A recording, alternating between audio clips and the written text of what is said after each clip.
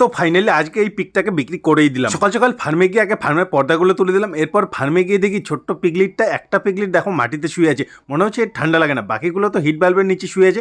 এরপর চলে গেলাম ফার্মে গিয়ে ডিমগুলোকে কালেক্ট করে নিয়ে আসলাম, দুদিন আগের ডিম এগুলো। ম্যাডাম নাকি ডিমের তরকারি রান্না করবে, তো ম্যাডামকে দিয়ে দিলাম। যতক্ষণ রান্না করছে ততক্ষণ আমি ফার্মে গিয়ে ফটাফট আগে ফার্মের কাজগুলো কমপ্লিট করে নিই। তো ফটাফট আগে ফার্মের রুমগুলোকে ক্লিন করে নিলাম, এরপর পিকগুলোকে একজন একজন করে পেট পুজোটাও করে দিলাম। আর এই মহারানী খাওয়া দাওয়ার নাম নিচ্ছে না, কয়েকদিন থেকে দেখছি এরকম, মনে হচ্ছে এর বাচ্চা হওয়ার তো টাইম চলে এসে 20 দিনের মধ্যে বাচ্চা হবে, তো ওই জন্যই মনে হচ্ছে একটু খাওয়া দাওয়া কম করছে। আর এদিকে ম্যাডামের স্কুলেরও টাইম হয়ে গেছে, তো ওই জন্য ম্যাডামকে নিয়ে সোজা চলে গেলাম ম্যাডামের স্কুলে। ম্যাডামকে স্কুলে ড্রপ করে আমি সোজা চলে গেলাম ধানের মিলে, ওখানে ধানের ভুসি নিতে হবে। তো ধানের ভুসিগুলো বস্তায় ভরতে শুরু করলাম, এগুলো পিগের খাবার হিসেবে কাজে লাগবে, তো এগুলোকে নিয়ে চলে এলাম ফার্মে। আর এর মধ্যে একজন চলে এসেছে পাইকার, যে পিগটাকে বিক্রি করার প্ল্যানিং চলছিল কয়েকদিন থেকে, তো পাইকার এসে দাম করলো আজকে 15,500 টাকা। তোমরা কি বলো 15,500 টাকা এটাকে বিক্রি করা যায়? যাই হোক, এখন চলে গেলাম মুরগির ফার্মে গিয়ে মুরগিগুলোকে খাবার দিলাম। আর এইদিকে দেখো মুরগি ডিম পাড়তে চালু করে দিয়েছে।